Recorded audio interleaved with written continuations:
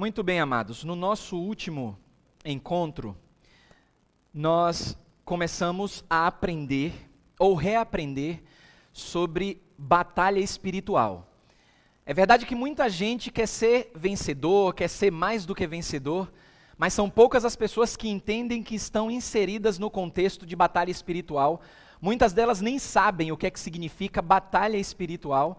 E no nosso último encontro a gente pôde aprender como é que funciona essa dinâmica de Deus a respeito do povo dele.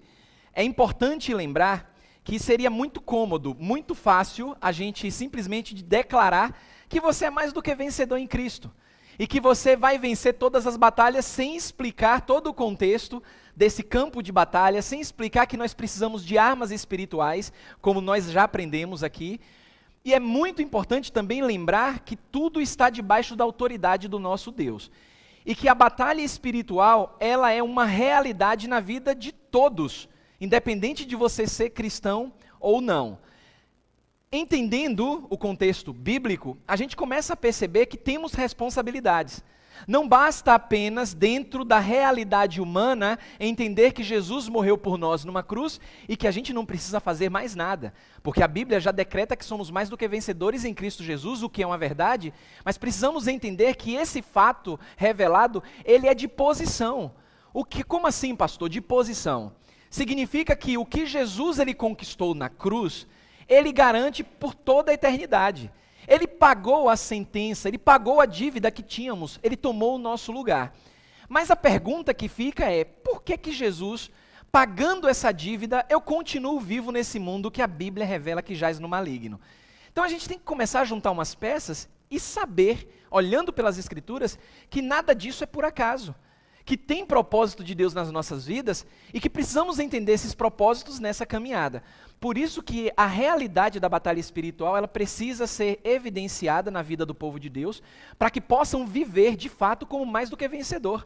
Não apenas ter escutado de Deus na própria palavra, essa declaração, mas entender que na prática podemos viver mais do que vencedor. E em Romanos, no capítulo 8, a partir do versículo 5, e você já está com a sua Bíblia aberta, Romanos 8, a partir do versículo 5, a palavra do Senhor diz assim, até o versículo 9, todos têm?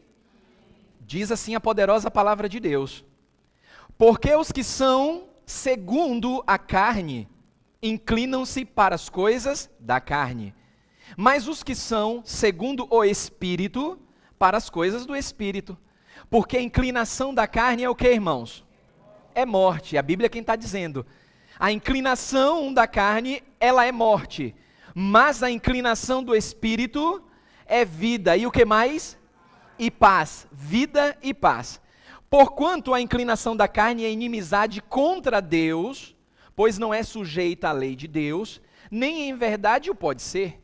Portanto, os que estão na carne não podem fazer o que, irmãos? Agradar a Deus. Estão notando, estão observando que tem muito aí da nossa responsabilidade? Porque algumas pessoas têm uma ideia de que eu falei até no nosso último encontro a respeito da interpretação que se dá a Romanos capítulo 8. Que nada pode nos separar do amor de Deus, aí as pessoas vivem de qualquer forma por um entendimento deturpado de Romanos capítulo 8 e acabam se tornando inimigas de Deus. Quando a própria Bíblia diz que os que estão na carne não podem agradar a Deus. E olha o que ele fala no versículo seguinte: vós, porém, não estáis na carne, mas onde? No Espírito. Se é que o Espírito de Deus habita em vós. Mas se alguém não tem o Espírito de Cristo, esse tal não é dele. Avance agora para a segunda carta do apóstolo Paulo aos irmãos em Corinto.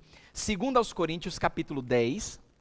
2 aos Coríntios, capítulo 10, versículos 3, 4 e 5. Você tem?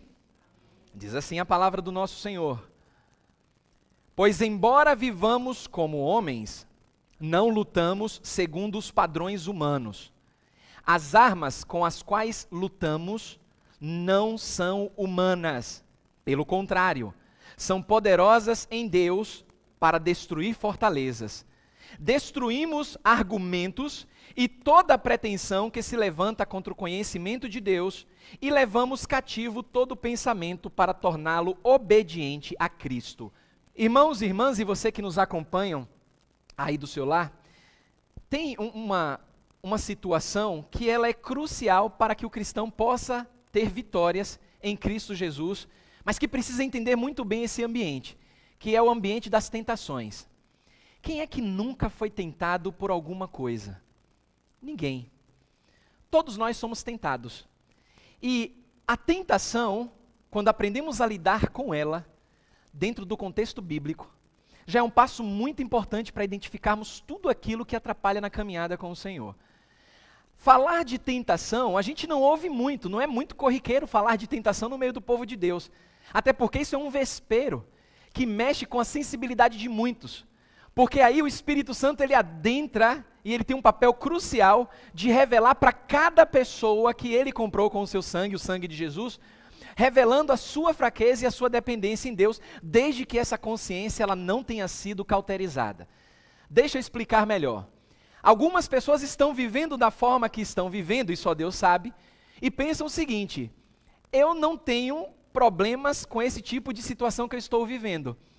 A minha consciência não me acusa em nada. Mas é uma pessoa que não tem o hábito de ler Bíblia, de estar na igreja, de orar, e de repente ela tem uma vida que ela não percebe o quanto nessa vida ela já caminhou e o quanto ela está afastada de Deus. E quem está ditando as regras é o seu coração que é enganoso. E revela para ela o seguinte: não, isso não tem problema nenhum. Você pode deitar sua cabeça no travesseiro que você está de boas. É aí que mora o perigo, irmãos.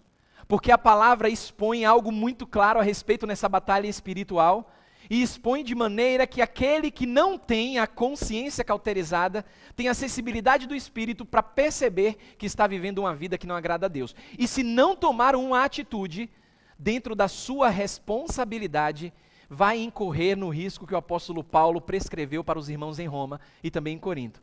E irão se tornar inimigos de Deus.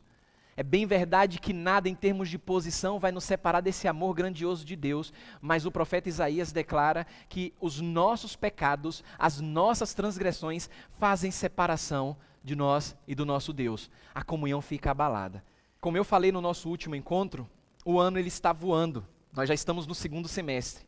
No primeiro semestre nós aprendemos aqui de maneira muito clara a respeito da estratégia de Satanás. Então, se você não acompanhou, já está no canal, você pode acompanhar de forma muito simplificada e objetiva essa estratégia de Satanás. Acompanhamos até o domingo passado, finalizando o semestre, todo o desafio de seguir os passos de Jesus, tendo como tema, aí o nosso tema anual, amá-lo, temê-lo, obedecê-lo, servi-lo, Jesus, tudo o que eu preciso. Mas, irmãos, o que aprendemos até o momento, ou reaprendemos, é olhar para tudo que Jesus fez e admirar os feitos de Jesus. Mas e a nossa responsabilidade? O que é que nós podemos fazer? É aí que Tiago, o irmão do Senhor, no capítulo 1, a partir do versículo 13, ele traz uma revelação muito importante aqui, principalmente para aqueles que estão culpando o diabo pelos seus fracassos. A Bíblia diz em Tiago capítulo 1, a partir do versículo 13, todos têm? Glória a Deus. A Bíblia diz assim, Tiago 1,13, ninguém ao ser tentado diga, sou tentado por Deus. Por quê, irmãos?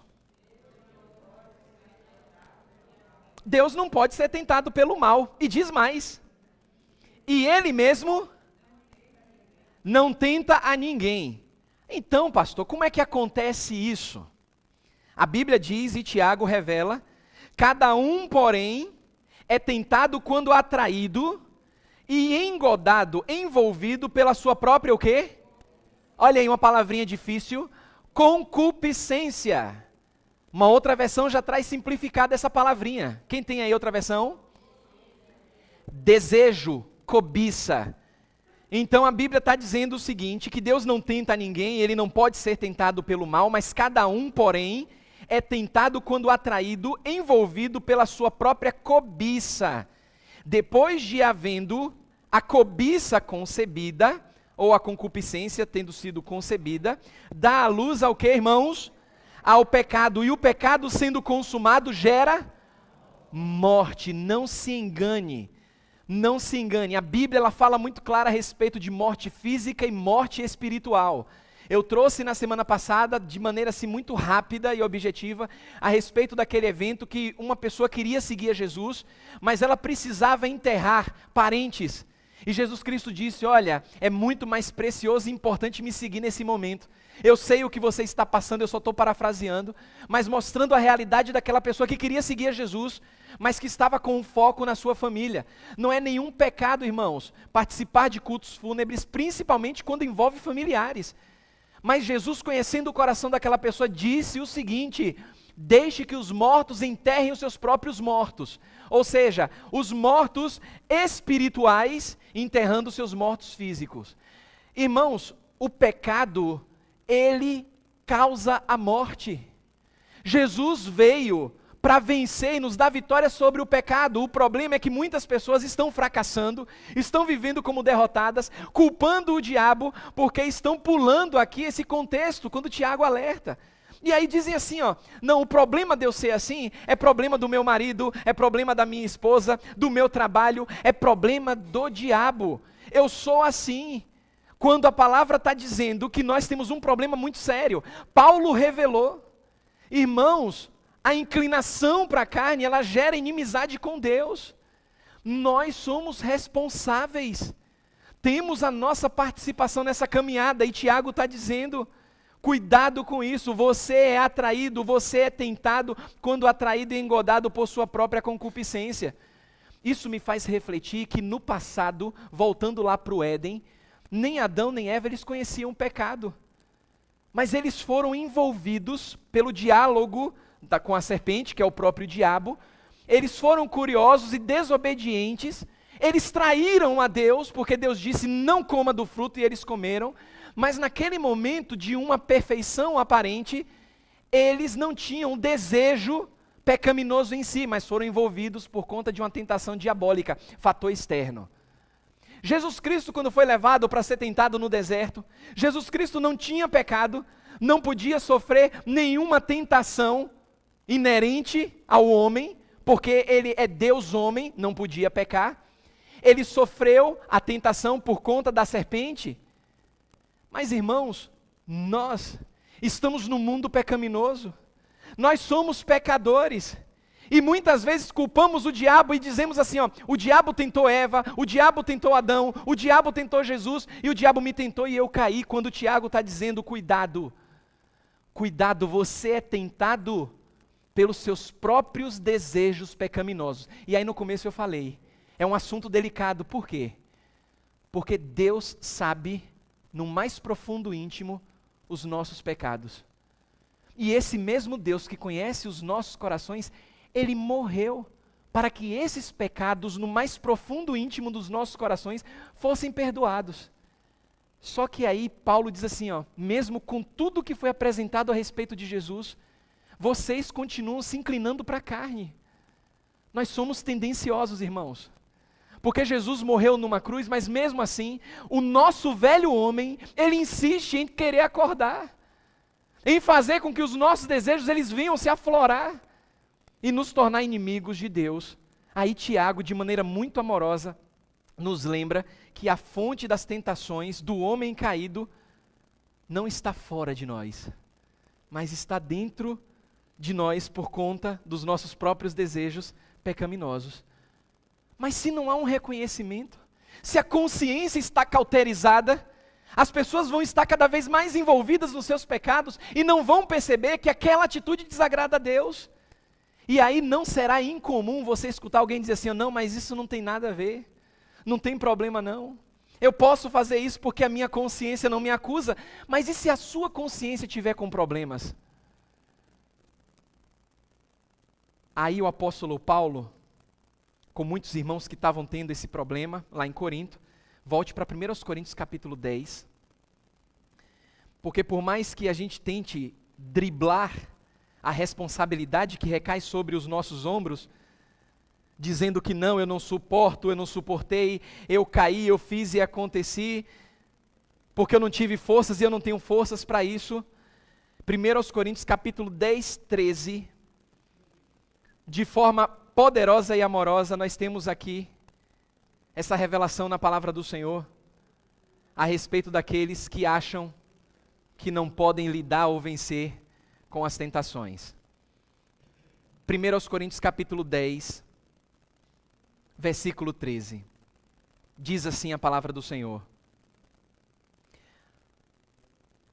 não sobreveio a vocês, eu vou ler na versão NVI para facilitar o entendimento de muitas pessoas, mas não diverge muito das versões mais tradicionais. Não sobreveio a vocês tentação que não fosse comum aos homens.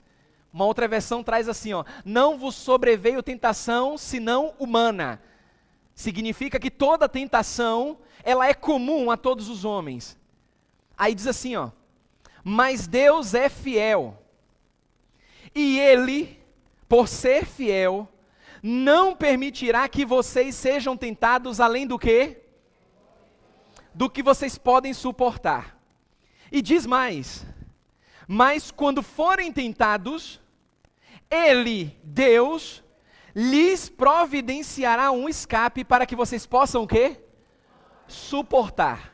Então, irmãos, nós temos que começar a entender que nessa caminhada de batalha espiritual, para encarar a vitória de Deus na prática, eu preciso entender e confessar a Deus que eu, por mim mesmo, não posso seguir em frente. Que eu dependo de Deus.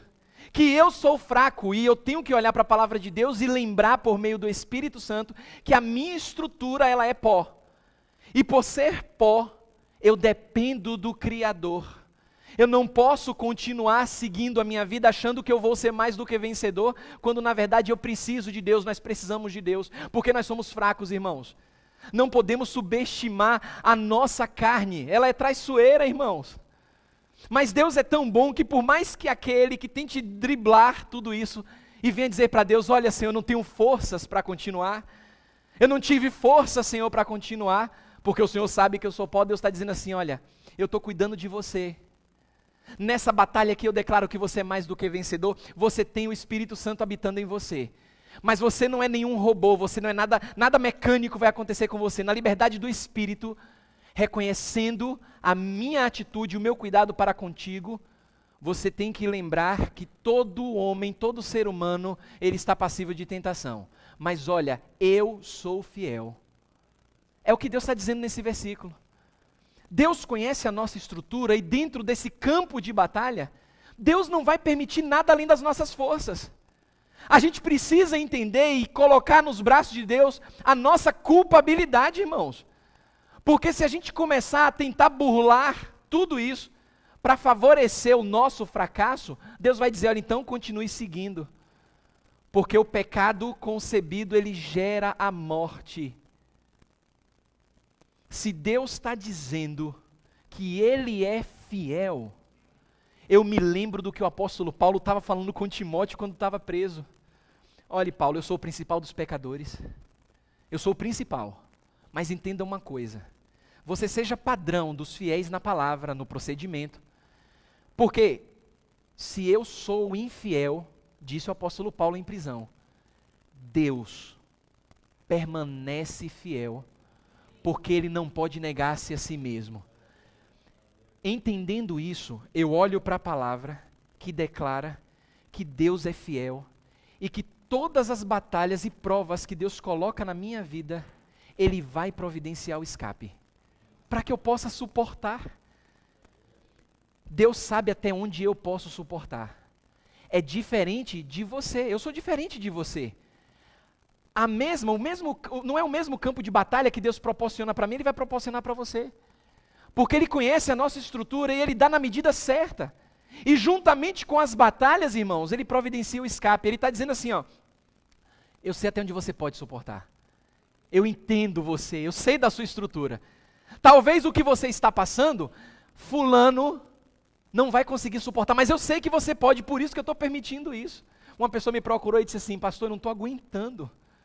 É muito doloroso, eu não imaginava que a vida cristã fosse assim. Eu pensei que seria realmente aquela coisa que eu vejo assim nos congressos, as pessoas alegres, sorrindo, mas eu não consigo ver isso. Desde que eu entreguei a minha vida a Jesus, é sempre um problema atrás de problema. É muito doloroso. Como é que o Senhor me explica isso na palavra? eu vou para Coríntios, capítulo 10, 13. Aí eu lembrei também do que Pedro diz, olha, não estranheis quando vocês passarem por uma ardente prova, como se fosse algo estranho acontecendo no meio de vocês. E aí eu disse para a pessoa, olha, Deus nos prova para aprovar. O diabo nos tenta para derrubar. E a nossa carne é o nosso maior inimigo.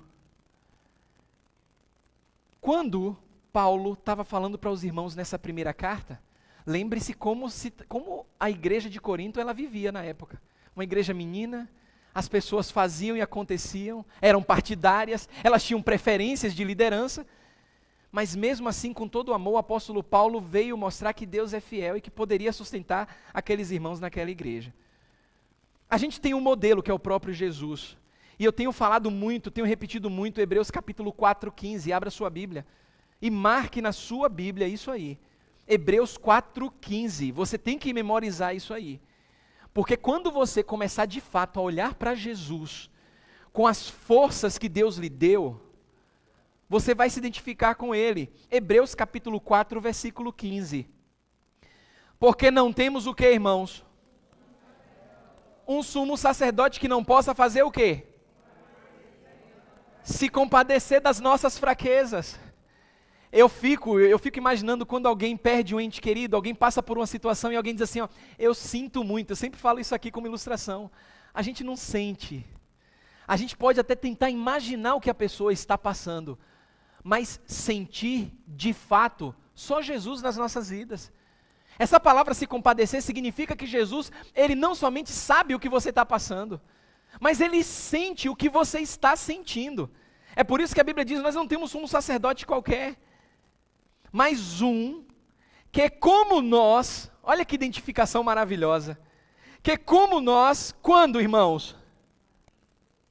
Como é que está aí na sua Bíblia? Em tudo Ele foi tentado, mas sem pecado.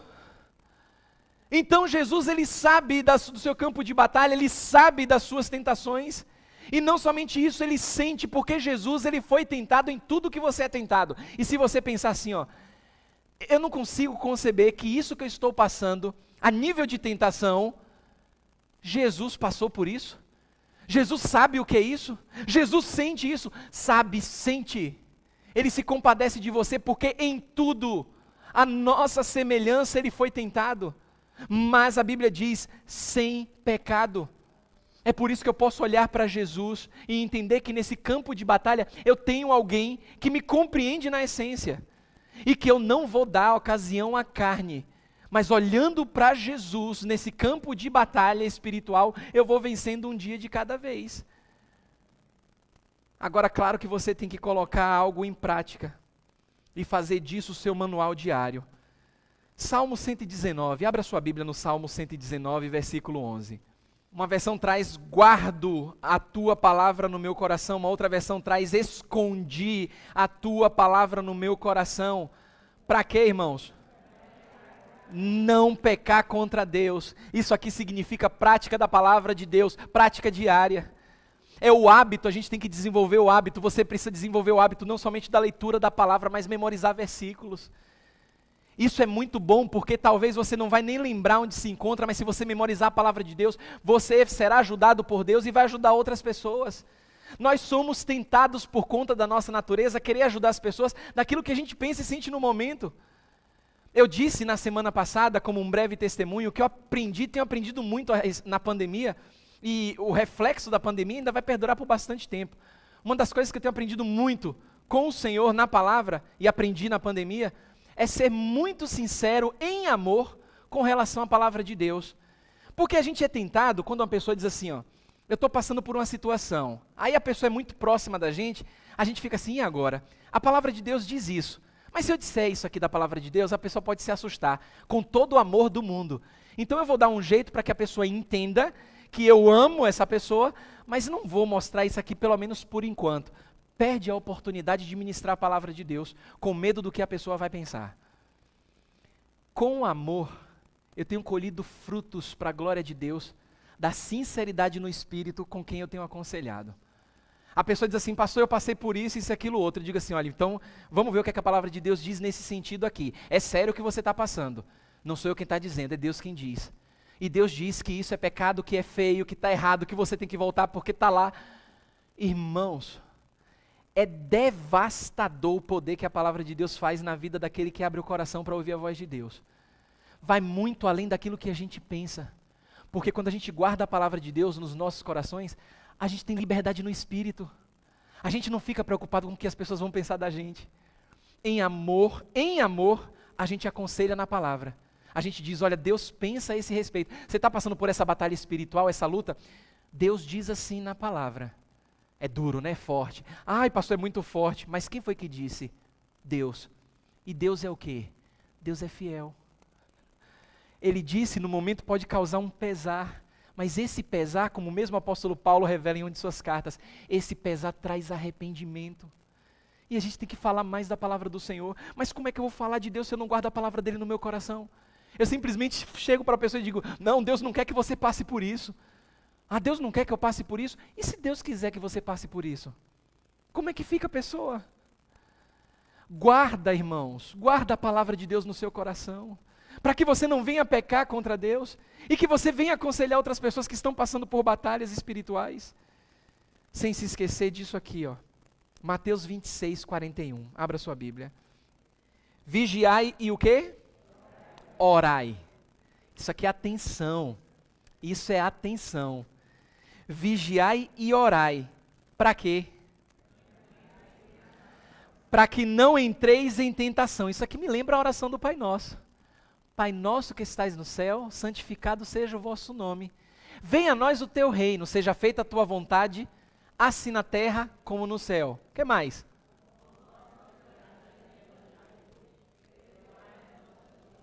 Assim como nós.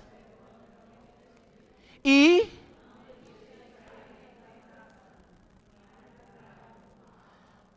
não nos deixe cair em tentação, Senhor. Mas não basta apenas pedir. A Bíblia está dizendo que a gente tem que vigiar. Eu vigio e eu oro, para que não entre em tentação. Porque Jesus declara que o Espírito, na verdade, está o quê? Pronto, mas a carne, ela é fraca. E só por saber disso eu vou viver de qualquer forma? Não. Eu tenho que olhar para Jesus de maneira firme, reconhecer que sou pó, reconhecer que estou na dependência dEle, reconhecer que no mais profundo do meu íntimo, Deus conhece as minhas limitações, conhece os meus fracassos, mas também olhar para a palavra dEle e saber que nessa batalha espiritual Deus é fiel, que Deus garante a vitória de maneira muito prática, que eu não preciso enfeitar muitas coisas, mas olhar para a palavra de Deus, porque aguardo no meu coração para não pecar contra Ele, e em todas as provações e tentações, Deus vai me mostrar o escape. Aí alguém vai dizer assim, eu não consigo ver esse escape. É momento, é hora de você trabalhar a sua consciência em Deus, porque a sua consciência pode estar num processo de petrificação, o que a Bíblia chama de coração de pedra. Aquele coração que Jesus morreu para transformar em coração de carne. Porque Deus quer te dar uma consciência para que você desenvolva a mente de Cristo, como o apóstolo Paulo disse que nós temos a mente de Cristo. E com a mente de Cristo a gente consegue perceber o escape ao nosso redor, porque Deus é fiel, a Bíblia declara isso. Não importam as batalhas espirituais, em todas elas, porque Deus é fiel, nós somos mais do que vencedores. Irmãos, estamos apenas começando a nossa jornada. Tem muita coisa que Deus tem me revelado e eu quero compartilhar com os irmãos, mas tanta coisa que vai ajudar tanta gente. Eu preciso das suas orações, porque eu sei que o diabo está furioso, porque estamos adentrando na batalha espiritual. Já sabemos como o inimigo se porta, já aprendemos a olhar para Jesus no grande desafio de andar como Jesus andou, e agora estamos nos inserindo de maneira clara e prática nas Escrituras, no campo de batalha, batalha espiritual. Você já aprendeu o que é batalha espiritual? Você acabou de aprender como vencer nas tentações, mas tem muita coisa que Deus quer falar ao seu coração. Pai Santo, obrigado, Jesus. Obrigado porque a cada dia, como a Tua palavra fala, basta cada dia o seu próprio mal. Isso significa, Senhor, que nós temos uma oportunidade para sermos melhores a cada dia, olhando para o Senhor, vencendo as batalhas espirituais que nos são propostas, meu Pai. Nós reconhecemos de maneira humilde o quanto nós somos pequenos e o quanto o Senhor é grande, Senhor. E precisamos da Tua ajuda para perceber o escape que o Senhor nos tem dado, porque nós somos limitados, Senhor, mas o Senhor é fiel. E isso consola e conforta os nossos corações, não para ficarmos quietos, mas para prosseguir fazendo a Tua vontade. E como é bom, Senhor, buscar a Tua vontade. Nós nos alegramos em Ti, porque o preço que o Senhor pagou na cruz, ninguém poderia fazer. E a sentença de morte que estava sobre nós, o Senhor pagou com a sua vida, vencendo a morte e decretando para os seus filhos que somos mais do que vencedores em Cristo Jesus. Nós te adoramos, Senhor, te adoramos e te pedimos, Senhor, por aqueles que não conhecem ao Senhor, para que o Teu Santo Espírito possa convencê-lo do pecado, justiça e juízo, e para aqueles que conhecem ao Senhor, mas que estão desviados, que se afastaram do Senhor, que estão como inimigos do Senhor porque estão se inclinando para a carne, te pedimos que com a Tua misericórdia o Senhor possa trazer essa pessoa de volta aos Teus caminhos. Se ela está aqui na igreja, eu não sei, se está acompanhando através do online, eu não sei, mas uma coisa eu sei, o Senhor é fiel, e o Senhor é poderoso para trazer de volta aquele que o Senhor comprou com Teu sangue. Por isso nós oramos, Senhor, na dependência do Espírito Santo, e no nome de Jesus, amém e amém. E você que nos acompanhou no online, que Deus te fortaleça mais e mais em nome de Jesus.